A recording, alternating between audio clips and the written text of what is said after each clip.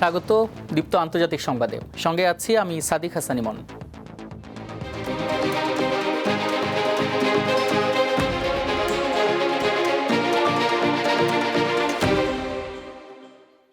বাংলাদেশের রাজনৈতিক দল জামায়াতে ইসলামীর সঙ্গে সখ্যতা বাড়াতে আগ্রহী যুক্তরাষ্ট্র, এমনটাই বলছে মার্কিন সংবাদ মাধ্যম দ্য ওয়াশিংটন পোস্ট।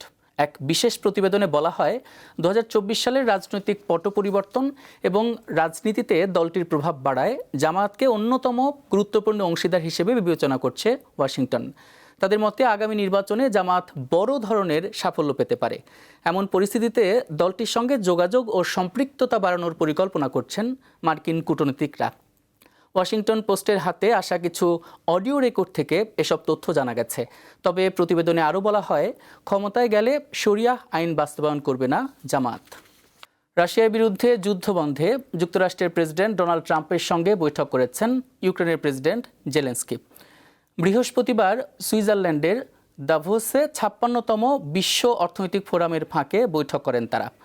ঘণ্টাব্যাপী বৈঠকের পর সংবাদ সম্মেলনে আলোচনা ফলপ্রসূ হয়েছে বলে জানান ট্রাম্প।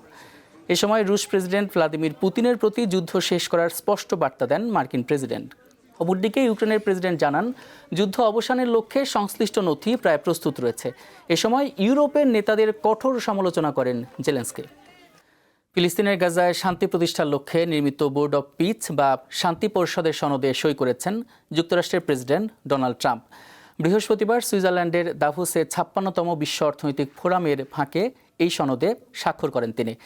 এ সময় ট্রাম্পের সঙ্গে একই টেবিলে বাহরাইন ও মরক্কোর নেতারা উপস্থিত ছিলেন।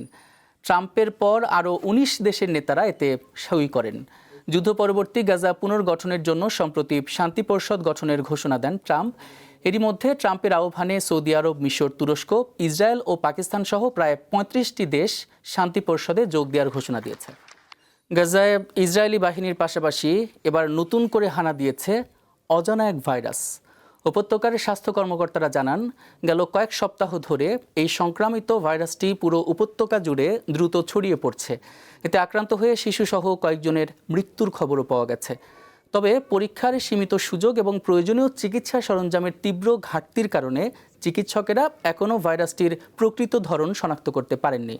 আল শিফা মেডিকেল কমপ্লেক্সের পরিচালক জানান, এটি ইনফ্লুয়েঞ্জার কোনো রূপান্তরিত ধরন বা কোভিড-19-এর নতুন কোনো রূপ হতে পারে। বর্তমানে গাজার হাসপাতালগুলোতে জরুরি রোগী ভর্তির হার 200% বৃদ্ধি পেয়েছে, যাদের অধিকাংশেরই ফুসফুসে সংক্রমণ, প্রচণ্ড জ্বর এবং শ্বাসকষ্টের সমস্যায় ভুগছেন। এই ছিল দীপ্ত আন্তর্জাতিক সংবাদে। এরপর দুপুর 2টায় দীপ্ত সংবাদ দেখার আমন্ত্রণ জানিয়ে শেষ করছি। এতক্ষণ সঙ্গে থাকার জন্য ধন্যবাদ।